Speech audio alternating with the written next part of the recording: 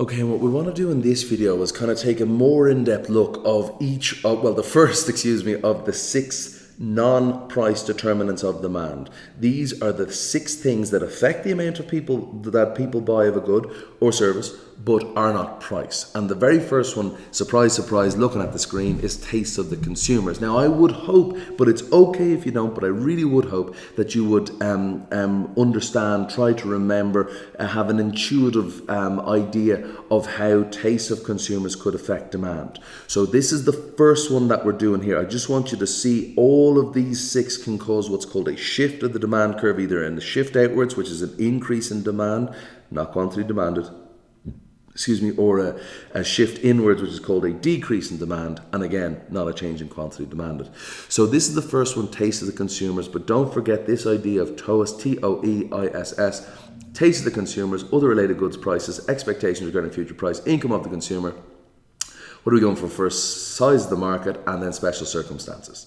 Okay, now, just again, we have our title, we have our price with the currency, we have our origin, we have our quantity with the amount of the units per time period, we have our D1, and all we're saying here that again, you don't even need to show this, but I'm just showing you so you can see or get a better understanding. There's price P1. Again, I'm talking about every price now, but there's an outward shift in the demand curve from D1 to D2, and that means at price P1 and every single available or active or relevant price, there's an increase in the amount that people are buying, and this means that there is an increase in demand, not an increase in quantity demanded.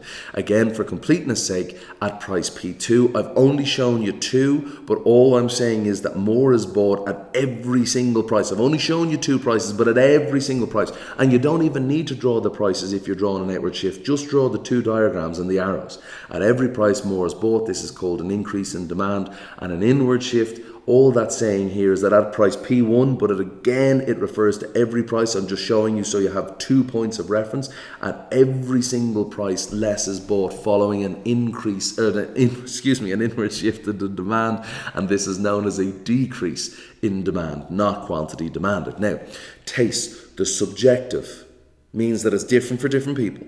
Right? Individual preference of consumers. And see, this is the thing about economics that you always have to understand. That honestly, this is the good thing that economics gets right on a rare occasion, but is that the vast majority of things are subjective. So I mean, like, I won't even show my age, but naming 2 bands, but like the idea is that people could say, oh, this band is better than that band.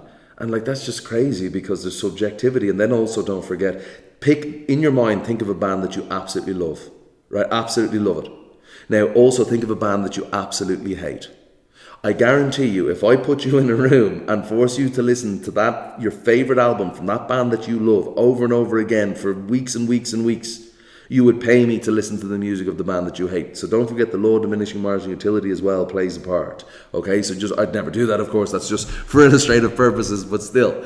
Okay, so that's the definition of taste. Right, now, again, I am showing my age because if anyone actually gets this movie, my God, you're doing better than I ever could.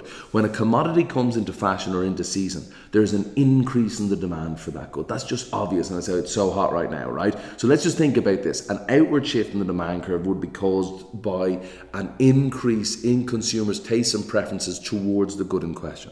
So the demand for shorts and t-shirts rises coming up to the summer, and that is, true, right? Now, a health scare will cause the demand to fall, the demand for a good or service to fall, resulting in an inward shift in the demand curve.